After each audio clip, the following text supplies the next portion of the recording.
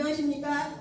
저는 공달래로에서 지금 자영업을 하고 있는 사람입니다.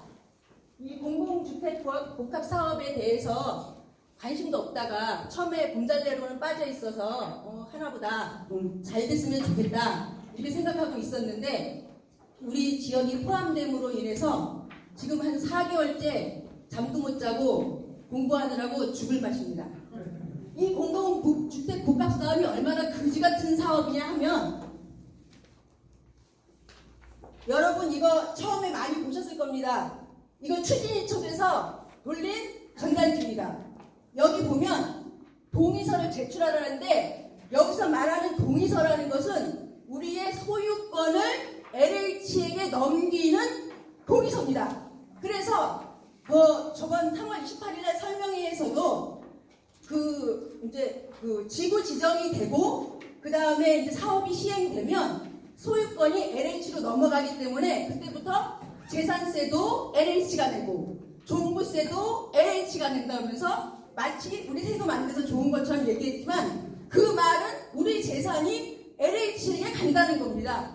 그러면 내가 몸이 좀 아파서 또는 집에 무슨 좋지 않은 일이 있어서 아니면 자식이 결혼을 해서 대출이라도 받으려고 그러면 안 됩니다. 10원 한 장 대출 안 해줍니다. 왜냐하면 소유권이 우리한테 있지 않기 때문이죠. 그러니까 엄청난 재산권의 피해를 보는 겁니다. 그리고 저게 21년 6월인가? 그때 지구 지정 당시에 소유하고 있던 사람이 아니면 분양권인가 그거를 주지 않기 때문에 아무도 우리 집을 사지 않습니다. 왜냐하면 또 나도 그냥 팔면 그 분양권이 없어지기 때문에 아무 메리트가 없는데 팔 수도 없습니다. 그러니까 만약에 우리가 이제 이주를 시작하고 철거를 하고 집을 짓고 입주할 때까지는 아무리 적게 잡아도 7년 이상을 재산권을 전혀 하지를 못하는 겁니다. 그러니까 진짜 그지 같은 법이고, 그 다음에 자 저기 보시면 민간 재건축의 경우에는 사업 시행 인가가 나고 그때 우리의 부담금이 결정이 됩니다. 거의. 그러면 그때 주민총회를 열어서 관리처분 인가를 하게 됩니다. 그때 3분의 2 이상의 동의를 받아야 되고, 한 번마다 주민총회를 열어서 동의를 받고 모든 일이 진행되는 것입니다. 그러니까 일이 느려질 수는 있을지 모르지만 공공재건축이 빠르다는 것은 저는 고비고비마다의 동의를 전혀 받지 않고 단 한 번에 동의서만 써주면 그걸 근거로 해서 자기네가 알아서 잘 해주겠다 이 소리입니다. 말이 되나요? 도저히 말이 안 되죠. 그러니까 공공재건축의 경우에는 소유권 이전 동의서가 이때 지구 지정 전에, 그러니까 2차 주민 설명회 때 공람인가? 그걸 하면서 예비 지구가 지정이 되고 그 다음에 1년 안에 3분의 2의 동의만 있으면 본지구 지정이 되면 그 다음에 그때는 우리가 아무것도 모르는 거예요. 분담금도 얼마인지 모르고, 우리가 월세라도 받고 있었으면 그거에 대한 보상은 있는지 없는지도 모르고 협의 중이라고 말하고 있는데, 그게 과연 어떻게 될런지는 모르는 거고요. 또 이주비에 대해서 이자는 있는지, 중도금에 대해서 이자는 있는지 그런 것도 하나도 모르고, 또 대출 이율은 어떻게 되는지 저 추진위 쪽에서는 아주 잘해줄 것이다. 2%대의 금리로 해줄 것이다. 아마 2.99라도 해주면 천만 다행이겠죠. 그러면 내가 만약에 3억짜리 빌라에 살고 있는데 이주비를 받아야 이제 나가서 살 거 아니겠습니까? 그러면은 2억을 허구에서 빌려줬다고 치면 그 2억을 3%로 치면 한 달에 50만 원씩 이자를 내야 됩니다. 이자만 50만 원이에요.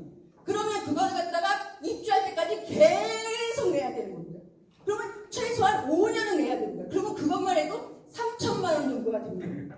3천만 원. 그리고 또 이제 중도금도 일반 분양을 하고 나면 그 다음부터 한 2년에 걸쳐서 나눠서 분담금을 내야 됩니다. 그러면 내가 여기 보면 3억짜리 빌라가 10억짜리 아파트가 된다고 했잖아요.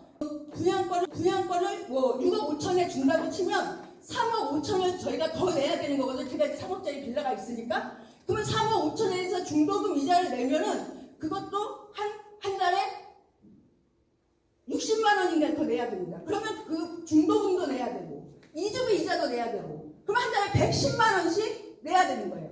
그리고 입주를 하고 나면 이제 원금도 갚아야 돼. 근데 그게 3번만 밀리면 현금 청산에 들어가는 거예요.